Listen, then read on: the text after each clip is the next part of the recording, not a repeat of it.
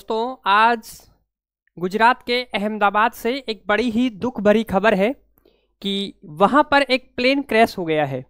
तो इसके बारे में पूरी जानकारी मैं आपके सामने लेकर के आया हूँ। आप देखेंगे कैसे ये विमान क्रैश हुआ है और इसमें क्या क्या हमारे को नुकसान हुए हैं।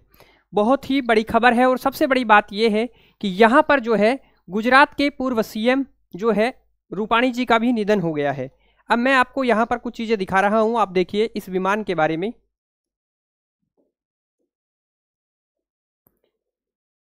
बताया जा रहा है कि ये विमान ऐसे आता हुआ सीधा नीचे की तरफ आया है और टेक ऑफ के तुरंत बाद ही यानी 2 मिनट में, और पायलट ने मिड-डे का भी जो है इस्तेमाल किया था, यानी कि इमरजेंसी भी बताई थी, लेकिन उस इमरजेंसी को हैंडल करने का समय ही नहीं मिला। और ये धुआं का गुबार देखिए। बताया जा रहा है कि एयरपोर्ट के पास में ही सिविल अस्पताल की बिल्डिंग में जाकर के ये प्लेन टकराया है वहां पर, और ये डॉक्टर्स का रेजिडेंशियल जो है भवन था अस्पताल के अंदर, तो वहां पर जाकर के ये सबसे पहले टकराया है। और इसकी पुष्टि एयर इंडिया ने भी कर दी है। यहां पर देखिए एयर इंडिया ने अपनी जो है प्रोफाइल पिक्चर भी ब्लैक कर दी है। एयर इंडिया के लिए ये काला दिन साबित हो रहा है, क्योंकि एयर इंडिया ने कंफर्म किया है कि flight AI 171 from Ahmedabad to London के यहां से जाने वाली जो ये फ्लाइट है, लंदन के गाटविक पर जाने वाली ये फ्लाइट है, इसको accident after take off. The flight with departures Ahmedabad से जा रही थी 1:38 पर और 242 यात्रियों को लेकर के जा रही थी ये फ्लाइट बोइंग 787-8 एयरक्राफ्ट। यहां पर 169 यानी 169 जो है इंडियन नेशन के यात्री थे और 53 ब्रिटिश नेशंस के यात्री थे, एक कनेडियन था, 7 जो है पुर्तगीज थे यानी पुर्तगाल के निवासी थे। तो इस प्रकार से कुल 242 यात्री इसमें सवार थे। और अमूमन ऐसे हादसों में बहुत ही कम गुंजाइश रहती है यात्रियों की बचने की, इसलिए हम सब लोग यही दुआ करेंगे ये वीडियो बनाते हुए भी और आगे आने वाले समय में भी, क्योंकि ये वास्तव में विमान पतन प्राधिकरण यानी उड्डयन मंत्रालय के लिए ही नहीं, ये पूरे भारत देश के वासियों के लिए और वायु जो हमारा परिवहन है इस पर भी एक सवाल आगे उठाया जाएगा।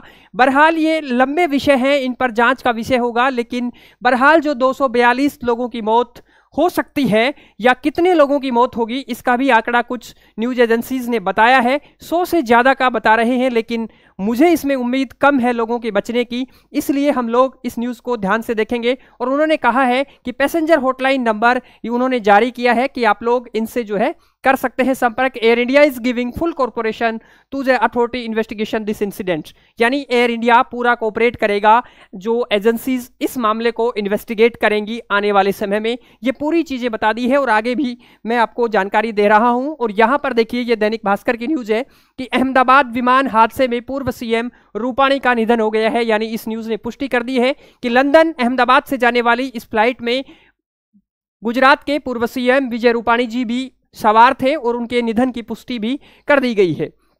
बहुत ही दुख भरी खबर है। 242 लोग थे, 169 भारतीय थे, यही बात हम कर रहे हैं। बचाव कार्य बहुत ही तेजी से चल रहा है, क्योंकि वहां पर फायर ब्रिगेड की गाड़ियां, एम्बुलेंस की गाड़ियां बहुत ज्यादा संख्या में आ चुकी हैं, क्योंकि जैसे ही फ्लाइट टेक ऑफ हुई और उसके तुरंत बाद एक बिल्डिंग से टकरा करके उसमें आग लग चुकी थी। तो दोस्तों ये बहुत ही दुखद खबर है। देखिए अहमदाबाद विमान हादसे को पीएम नरेंद्र मोदी ने बताया दिल दहला देने वाली घटना। और गुजरात अमित शाह जो गृह मंत्री हैं वो गुजरात के लिए रवाना हो चुके हैं। अहमदाबाद में एयर इंडिया का ड्रीम लाइनर, देखो सबसे बड़ी बात यह है कि इसमें कैटेगरी होती है, और जो ये आपको बताऊं कि बोइंग 787 ड्रीम लाइनर जो प्लेन है, ड्रीम लाइनर का मतलब ही ये होता है कि ऐसा प्लेन जो वास्तव में रेटिंग के अंदर उच्च क्वालिटी का हो, यानी उसके रेटिंग ऊपर हो और साथ ही उसमें जो सुविधाएं हैं वो भी उच्च क्वालिटी की होती हैं।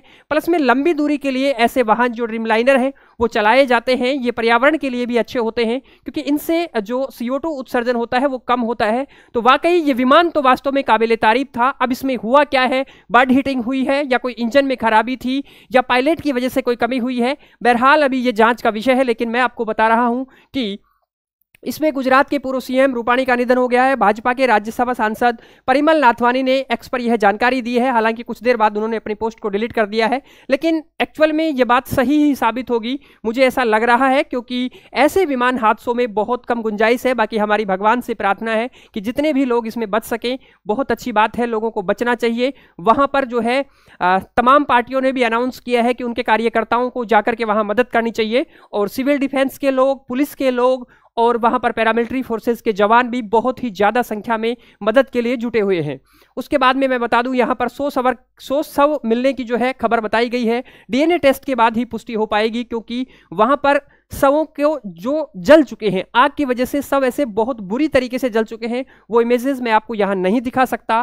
प्लेन जिस बिल्डिंग से टकराया वह अहमदाबाद के सिविल अस्पताल में डॉक्टर रहते थे। जानकारी के मुताबिक उस बिल्डिंग में भी जो है इस विमान हादसे के बाद 15 डॉक्टर घायल हो गए हैं। कितना बड़ा दुख का दिन है आज भारत के लिए, गुजरात के लिए और अहमदाबाद के लिए।